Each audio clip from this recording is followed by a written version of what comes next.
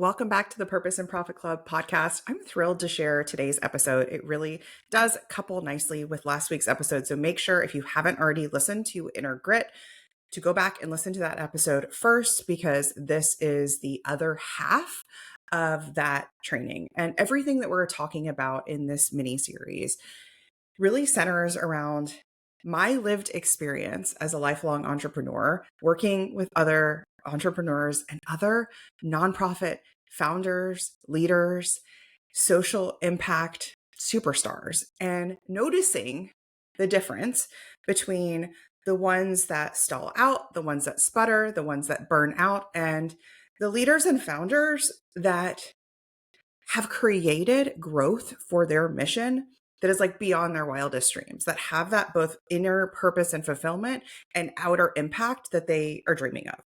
And it really does hinge on two concepts. One, the inner grit, which we talked about last week. And two, this concept, which may be a little like and curious to you, of healthy delusion. So healthy delusion is a concept that I've talked about in my own work. I've talked about it to my husband. I've talked about it just in our life for many, many years.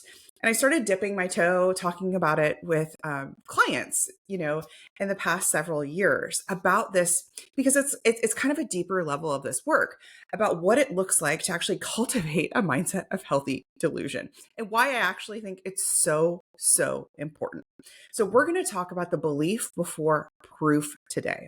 Now, I want to make a quick little interjection and celebration, which is that at the time I'm recording this, I have just launched a brand new GBT that is the sprint coach inside the sprint method program.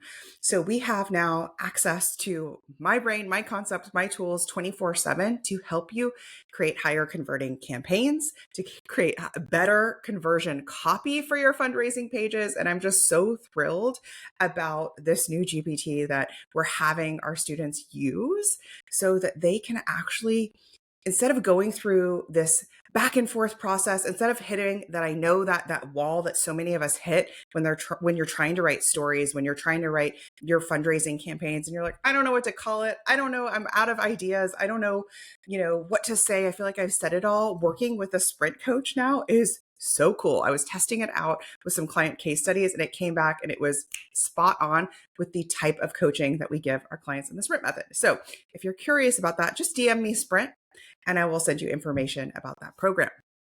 Okay, so let's dig into healthy delusion. Healthy delusion is the decision to see your success as inevitable, even when the scoreboard, your inbox, your bank account, etc., says otherwise. Now, it's not toxic positivity, so we'll get into that today. It's not pretending things aren't hard. It's knowing that, yeah, you signed up for the hard and deciding that even when it's hard, it won't stop you from moving forward. Today's episode is really all about forward momentum. So the results are often trailing behind you. They're lagging indicators. In my own company, success for so many other organizations that I work with is like a trailing indicator. Oftentimes you're planting the seeds, sowing the seeds, watering the seeds before they sprout into beautiful, tall sunflowers, right? So that success is trailing behind you. Those results are late to the party. So every nonprofit leader has a choice. Lean in for this one. You can be quote unquote realistic, which is often means just doubting yourself into inaction, dimming your ask down to be safe and sterile, not to, ruffle any feathers, or you can choose healthy delusion. And yes, I said delusion. I know it's such a word, but it will change your life if you let it. Because every big result I've ever created started believing that it was done before there was a single shred of proof. Seriously. So we're going to start with a definition. What does delusion even mean in the first place? So I looked it up before this episode, and it says delusion is belief in something that is not true. The example was he's under the delusion that he will be promoted this year. And I loved that example because it made me chuckle, because the default way that our brains are wired to think is to skew negative. It protected us when we were cavemen and women, kept us safe, right? It kept us warm. It kept food on the table, okay? And so the default belief that people actually default, that our brains are wired to think, is not this example. He's under the delusion that he will be promoted this year. Here's the default. He's under the delusion that he won't be promoted this year. Watch your thoughts. 80%, I don't know the exact number, but over half of your thoughts, the majority of your thoughts skew negative. That's normal. That's the baseline, okay? And so most people are not under the delusion that something great isn't going to happen. They're under the delusion that something awful is going to happen, right? We're always scanning in our brains for worst case scenarios. My brain leans anxious. I'm always scanning for, what do I need to bring? What's my just in case, right? I'm always doing that. That's very, very common. So the delusion that many of us are actually defaulting to is negative. So it's delusional to think you won't raise $1 million this year, just as much as it's delusional to think you will. You with me? It's delusional to think you won't hit your goal. It's delusional to think no one wants to help you. It's delusional to think no social street teamers, no peer fundraisers, no board members, no foundations are going to give, right? As much as it's delusional to think they are. So today we're going to talk about taking a step out from the negative zone and with intention, with purpose, step into this other zone of healthy delusion. So let's go over a core concept, which is healthy delusion is not the same as toxic positivity. So toxic positivity denies the difficulty. It's all fine. No problems here. It's a very sweep under the rug energy. That is not what I'm talking about. I am not saying put on your rose-colored glasses and tell yourself it's easy peasy, not hard, and punish yourself into doing, air quotes, hard things, right? That's not it. Healthy delusion acknowledges the difficulty, but refuses to let it dictate the action. Okay. So what that means is the inner dialogue for it might be hard. I might fail, but this is still happening. Let's go. Momentum doesn't come from avoiding the reality. It comes from choosing belief alongside the reality. So if you are $350,000 away from your goal between now and year end, that may seem significant to you. So you could choose to tell yourself for the next 4 months, I'm never going to meet the goal. It's so hard. This is impossible. It wasn't realistic anyway. Or you can say, it might be hard. I might not meet it, but I think it's already happening. It's as good as done. I don't know how, but I feel confident I'm going to hit that 350. There's two different conversations you have with yourself there. So it's all about seeing and creating the belief before you have the proof. Remember that the result is a lagging indicator. That success is like trailing behind you.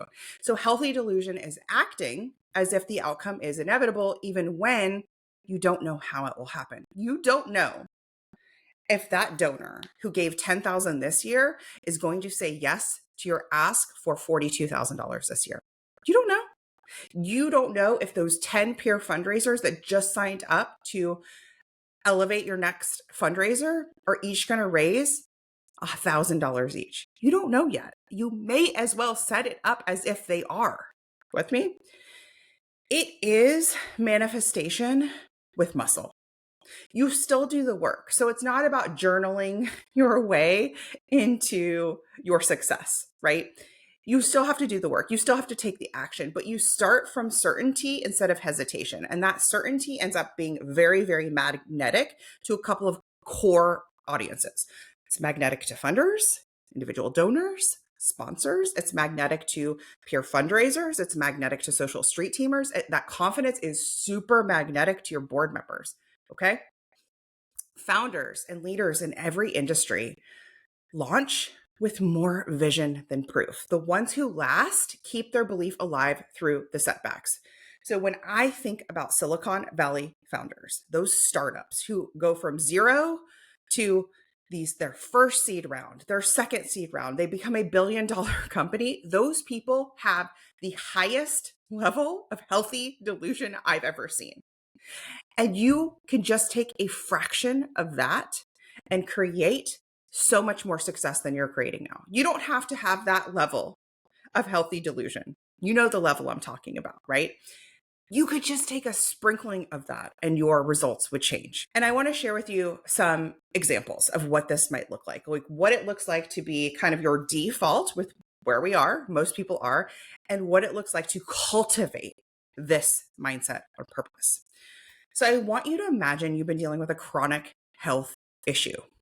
Maybe you're like me and you've had a flare of plantar fasciitis that has been pretty brutal. So that's me. And you see one doctor and that doctor kind of shrugs and says, you could try this, you could try that. Yeah. Yeah. Do some stretches, like do some ice. Yeah, you can try it. Yeah. How would you feel after that appointment? Maybe you're like me and you'll feel like, shit, this is not going to get any better, right? You don't have a high level of trust in this person to guide you to the actual outcome you want to feel better, a better outcome. Then I want you to imagine that you go to a different doctor and that doctor is like, oh my gosh, Christina, I've got you. Come on in. Here's what we're going to do. Every morning, I want you to do this exact series. Then I want you to get this type of shoes. And then I want you to do this other thing at night. And they have this like confidence where even though you tell them, listen, I've been to 3 other doctors, I've been doing all this stuff, I've tried this and this and this, they're like, totally understand. I got you. This is the protocol you need. You leave that appointment, shoulders back. You might even call your husband and go, that was such a good doctor. I'm so glad I saw him. You may be super motivated to try the exercises, do the shoes. You start to embody and imagine a few months from now, going back to waking up in the morning without feeling any pain in your foot, right? You actually start to see it as possible. Like I always think of a door opening and light coming in where you're like, oh my God, finally relief, right? And this is a true life experience, right? I've been to so many different doctors. I've tried the PT, I've tried this therapy, I've tried that therapy. Nothing was really working. I was feeling really, really frustrated. And I saw a doctor who was like, I got you, girl. Like, here's what you're going to do. And within about 2 months, significant change, more than the 8 months that preceded it, right? Those are 2 different experiences. One where it took a couple of different things. It took my doctor's healthy delusion to go, he could have told himself, this lady's tried everything. She's been to all the doctors. She's done all the things I would default to telling her to do. Instead, he was like, actually, I don't think she's tried it in this way. I don't think she's tried it in this sequence. Let's do it with this thing layered, right? And he had this confidence where I started it opened the door for me of like, this is possible, right? Versus the other doctors who were like shruggy energy, right? We've all seen those doctors before. It's not good. And fundraising is the same. If you lead a campaign with maybe energy, donors will feel it. If you bring that it's already done energy, that confidence is contagious. I cannot reiterate that enough. It is magnetic. There is that momentum that is baked in when you have a big, bold goal of $50,000 to raise in 2 weeks. And one is like, I fucking hope we do this. Fingers crossed, hopey energy. And the other is like, I don't know how, but it is happening. And every single day we get closer to that 50K, it is done. Why not show up in that 2-week campaign every day, locking in 50K? You hit the 50K. Who would you be? Who would you call? Who would help you? Who would be so psyched? It's a completely different campaign than the one that you would create, hoping and like white knuckling and arms crossed and teeth clenched, right? About hoping you hit the 50K. So the inner dialogue difference here is without healthy delusion, this is what it sounds like. I've never done this before. I mean, we've never raised 50K in one campaign. I don't think it's going to work. I mean, we'll try. I need to be realistic. This probably won't happen. I'll wait until I have more signs before I really push, before I really follow up. I should be careful not to get my hopes up or my board's hopes up. If it fails, I'll look foolish. I'll look like I'm horrible at this. Okay. That's the before. That's the default dialogue. With cultivating a mindset of healthy delusion, it is done, right? Of course this will work. It's already mine. I just haven't collected it yet. This is our biggest fundraiser ever. Every no is just a step towards a yes that matters. My job is to keep showing up until the outside matches the inside. All I have to do is keep going. Forward momentum. This is already done for our organization. I'm just walking towards it. Setbacks are just the buildup for a breakthrough. If you just thought that one, if that was one power thought, you can write it on a post-it. Setbacks are just the buildup to the breakthrough. Everything would change. If you believe that setbacks were just that, everything would change. Now, you might be thinking, I need to be realistic. I need to be realistic. Healthy delusion is not safe for me, is not safe for our organization. But the truth is, being realistic often means predicting failure and acting small to avoid risk. Do you see how it's creating the loop of not hitting your funding goals, of not growing because you're stuck trying to be realistic? Healthy delusion isn't about ignoring reality. It's about refusing to make decisions from fear. You still take strategic action. You just do it with conviction. So you still take strategic action. You just do it with conviction. You might be thinking, I don't want to get my hopes up and be disappointed. And I get that. As somebody who has failed her way into the most successful version of her company that it is today, I get it. I know what it's like to feel like you fell on your face, to get your hopes up and feel disappointed. The truth is, the disappointment isn't dangerous. It's not. It's playing it safe that is. It's the inaction that is. If you water down your goal to avoid disappointment, you guarantee smaller results. Period. You can survive a no, but you can't survive the stagnation. That's what leads to the burnout. That's what leads to ultimately leaving the sector, right? Giving up. You might be thinking, I'm not naturally confident enough for that, right? Christina, that's not me. I'm too introverted or I'm not confident enough, right? But healthy delusion is not about personality. It's just practice. That's all it is. You can choose to lead with certainty in your words, tone, actions, even with your stomach in knots. And that's like a success secret for you. It doesn't always feel great to be like, I don't know how we're going to do it, but let's go. Biggest campaign ever. Your stomach, you're going to feel nervous. Your stomach may be still in knots. The confidence comes after the decision to believe. It comes after putting your reps in. It does eventually get easier. Any one of my programs that I've built have required healthy delusion. I had to believe there were people that were experiencing the funding plateaus, were experiencing the fundraising and marketing team silos, who needed the Purpose and Profit Club coaching program. Before I had evidence anyone would join, I had to believe there were emerging nonprofits who hadn't figured out how to effectively raise 100K, 200K a year, right? I had to believe they wanted to join the sprint method before I created it and sold it, right? You have to have the end in mind, the right people, the right results before there's proof. No one says, I will join the program and tells you what program for you to build. You have to build it, right? And then offer it to them, right? And when people don't join, you still have to hold that end in sight, right? That end in sight, people will join. It doesn't mean I didn't iterate, right? So without it, launches sound like a whisper. When I decide it's going to work, it works. I know this because I've had different launches with different programs before where they were a whisper and then I just let them go quietly into the night, right? I gave up versus the two programs that I have and then my email course, which is killing it. All three are killing it right now, right? So different. When I decide it's going to work, it works. If my clients stay in belief before there's proof, they create momentum, magnetism, creativity. The campaigns they create, the asks, the actions they take are so different when they're in this space of healthy delusion. The belief alone often tips them over their goal. I swear it's true. Some of the biggest brands and founders are examples of people who personify this healthy delusion. Sarah Blakely is one of my favorites. She is the billion-dollar founder of Spanx. She personified this. She had no fashion background. She started with a $5,000 nest egg to invest in her idea. She acted as if the product was destined to succeed, pitching relentlessly until it did. She had so many doors slammed in her face, so many phone calls that were like, this is a terrible idea, but she held that belief, this is going to work. And because she held that belief, it didn't matter when somebody in North Carolina said, I'm not making this prototype for you. She was like, cool, I'll find somebody who will. That's it. That's the difference. Emily Weiss is the founder of Glossier, which is a billion-dollar makeup brand. Okay.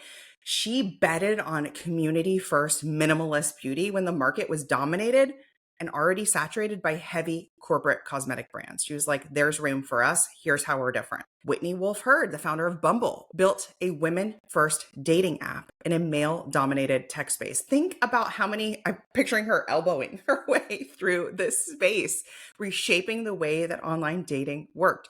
There's so many other examples of this, but these leaders personify this relentlessness. Okay. So that relentlessness, that relentless belief, it's going to work. That's the through line here. Oprah is one of my favorite examples of this as well. She spoke early in her career authentically and shaping the culture very, very quickly before she even had space, before she even had her talk show. She was like, we're going to do this and here's how it works. So I want you to think about why this matters in fundraising, why this matters in reaching your own organizational goals. A leader without healthy delusion stops asking when the first no stings. Okay.